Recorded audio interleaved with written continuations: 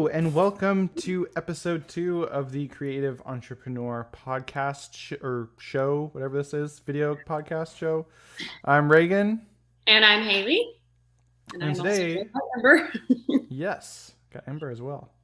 And today we're going to be talking about how to finish your first draft and co-write a novel together, as we are actually scheduled to finish the first draft of our novel by next week, and we co-authored that together. So that's Yes. coming up.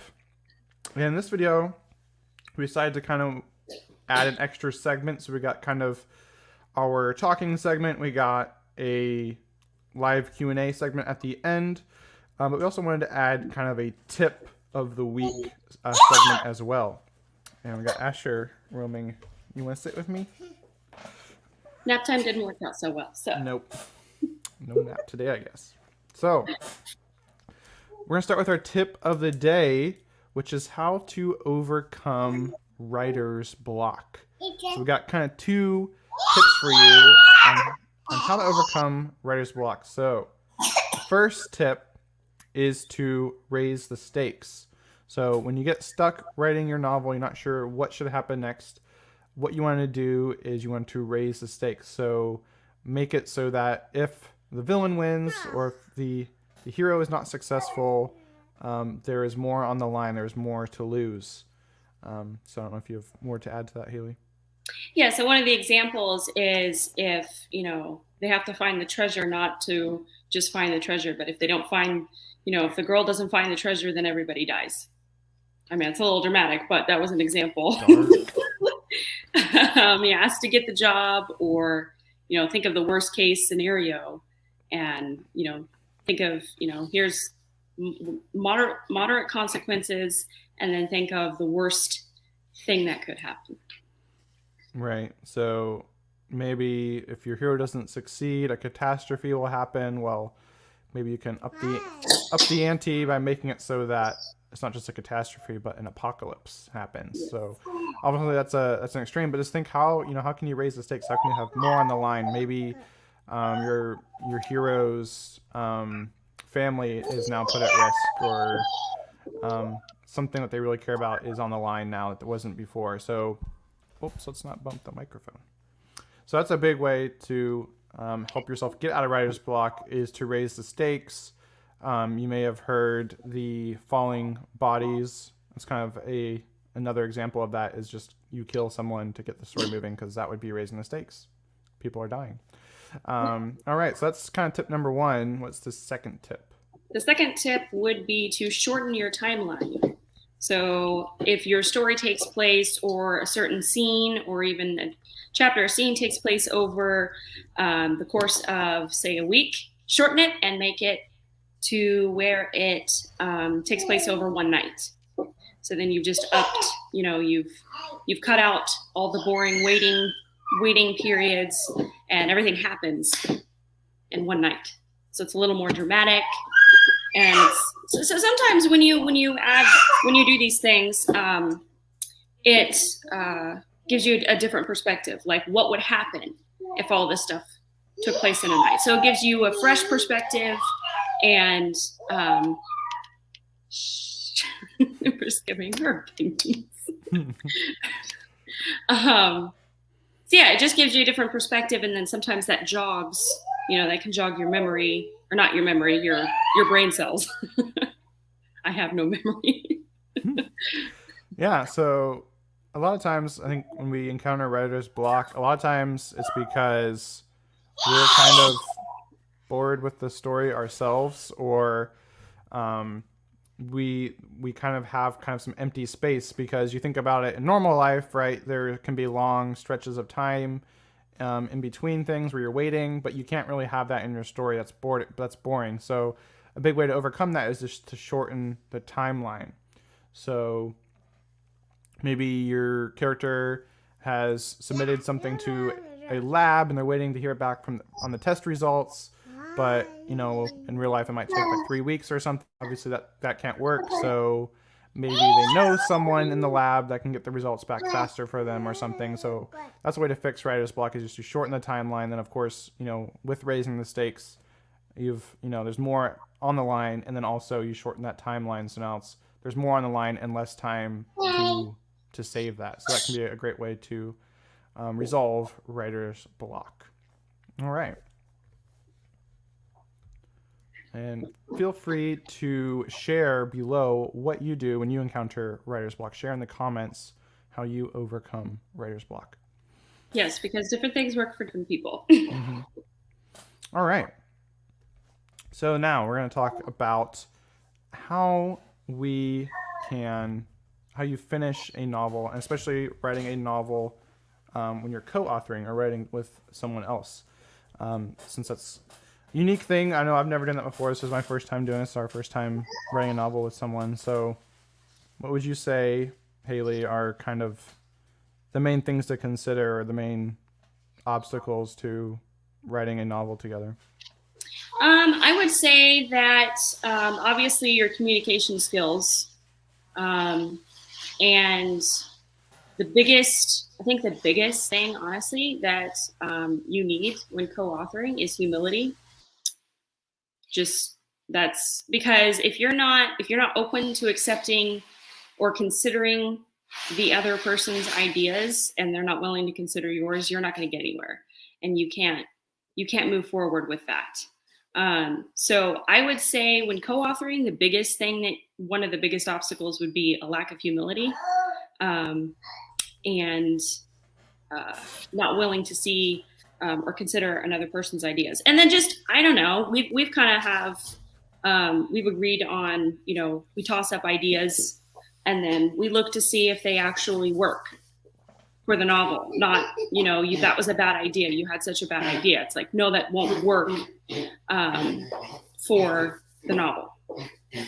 Right. So for the most part, it's been pretty smooth. I know a lot of people recommend not co-authoring. Like, a lot of people think that's going to just lead to conflict. And I know one author said that his marriage improved when his wife stopped reading his novel. So that was not very encouraging. But I know for us, we haven't really had any problems writing together. It's been pretty smooth. I know there's just one time where I know Haley had an idea, and I was just like, oh no, that wouldn't work. And she got a little hurt by that. So we kind of had to work through that. And again, it comes back to, you have this process of analyzing an idea and seeing whether or not it will work. And this was something that I didn't know. Like, we've been married like almost 4 years, and I didn't know your idea filtering process. Mm-hmm. So once I knew that, I was like, okay, it's nothing personal. It's not like, yeah, I don't like your idea. And that made a difference. Like I said, communication and humility, those are really two big things that you need. I mean, those are outside of the writing. Within the writing, when it comes to writing and coming up with your novel, I think you need to figure out your strengths when it comes to novels. What are your strengths? Are you better at plot? Are you better at coming with characters? Emotion, because that's a whole other thing in itself. Right. And we were pretty compatible because, like, Haley kind of is more of a character first writer, and I'm more of a plot first writer. So for this story, we kind of took a plot that I had already kind of had, a story that I already had before we got married. And then we kind of just took that and we kind of embellished and really turned it into a completely different story.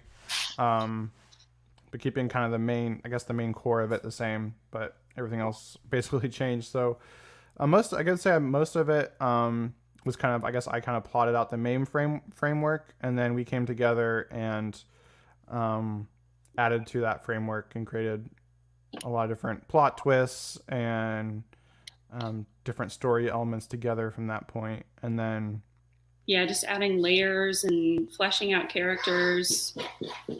Right, and then you kind of assisted with the character, kind of led up the character creation kind of side of things. So that was kind of a good approach that worked for us, was kind of, rather than both authors trying to do the same thing, is you kind of have a division of labor.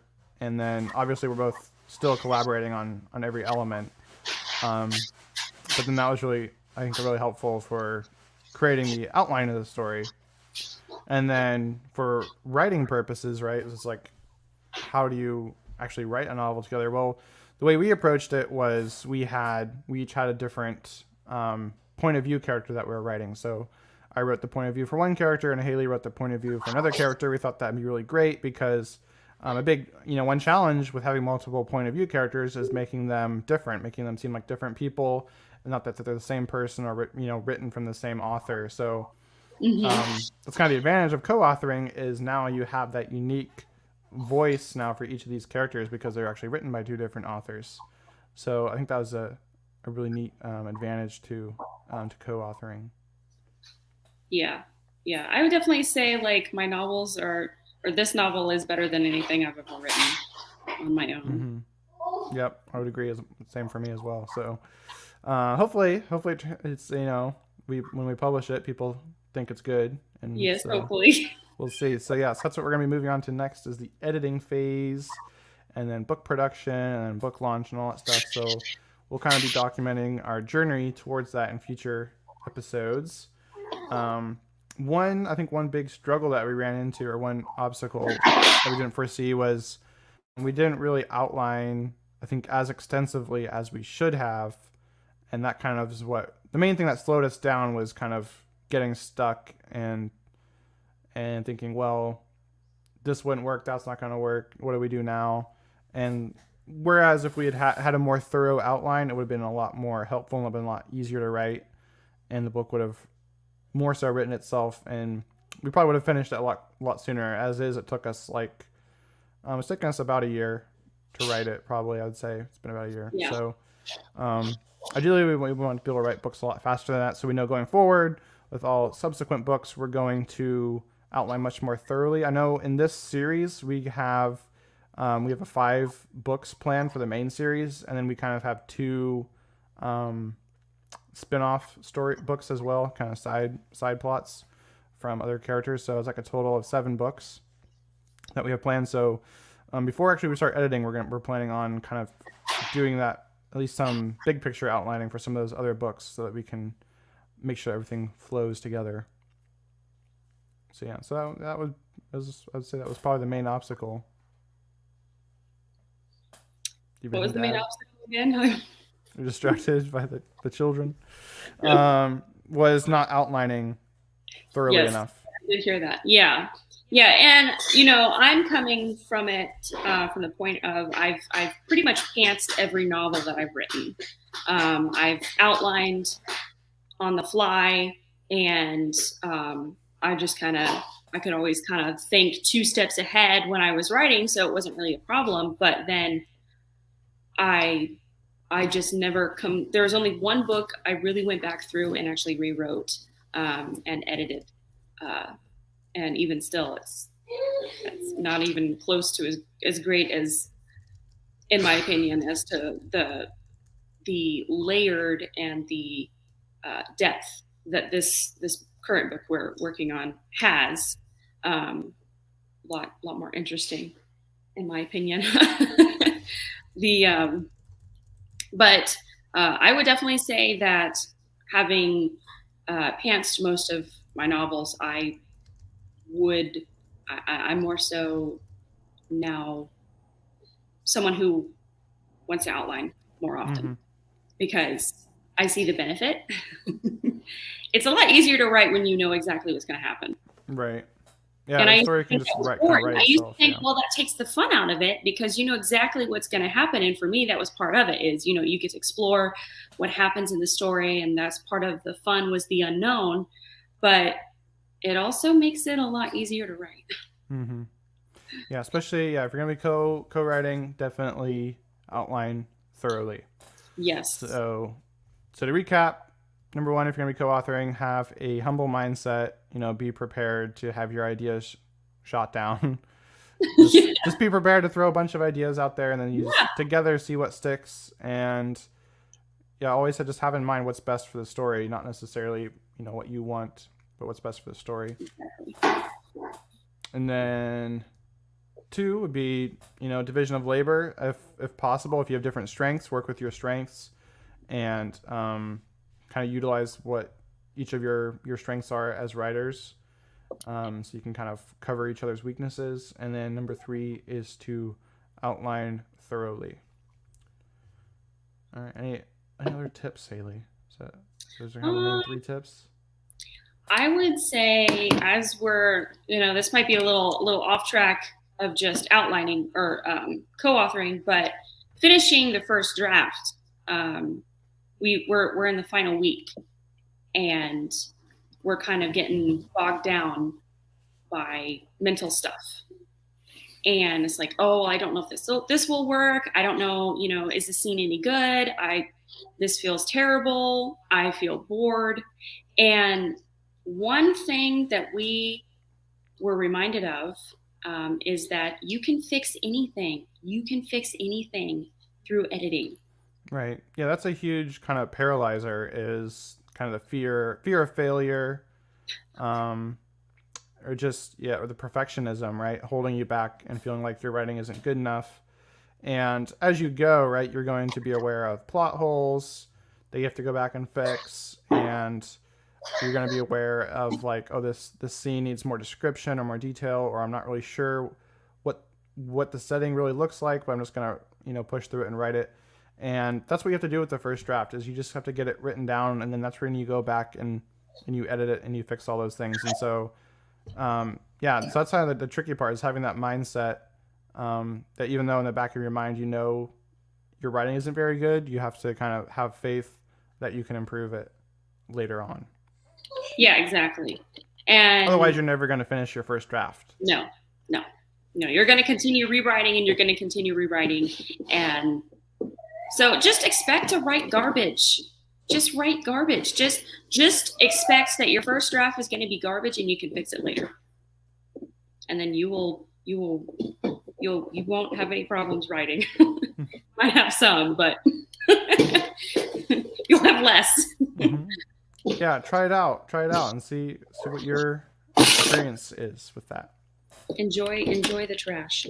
Mm-hmm. Because it will change. It can be changed. Enjoy the trash. Is Asher like messing with the table? Yeah. Because it's kind of loud on the mic. All right. Well, I guess that kind of wraps up our training here. And a huge part of success in writing in general, and especially finishing your first draft, is having the right habits in place and having the right routines, because you don't want to rely on willpower to create your novel and to write your novel, because willpower, that's one of the weakest forces in nature. You don't want to rely on willpower. You want to have habits, you want to have routines, so that you kind of, you stumble into finishing your novel because you have your life set up in such a way that you can't help but complete the novel. So that's what, that's how you want to arrange your life. If your goal is to write a novel, you want to arrange your life in such a way that you can't not finish the novel. And that's kind of what we had to do in order to get our novel finished, was actually putting in time to write in our schedules, waking up earlier. Right now we're waking up at 4 a.m. in order to... I don't know if it's reflecting or not. to get some novels written, or to get the novel finished. And so I think, if we can do it when we have 2 kids, working multiple jobs, and we can still finish a novel, then I think anyone can do it. So yeah, it's just a matter of deciding you're going to do it. Yeah, decision. Making the decision, having a strong enough vision for what your life will look like once you have that novel finished. I know Kathleen talked about that in her latest video on the YouTube channel, which is a fantastic video, which is I think, like, I can't remember the title, but something like the three steps to maintaining your motivation, how to never lack for motivation ever again when in your writing. So definitely check out her video, because she kind of goes into that as well.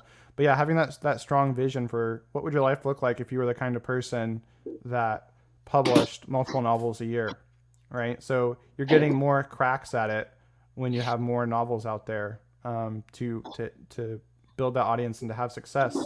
And you can just make more money when you have more books out there, because people, once you build that readership, they're going to want to buy all the books in your series.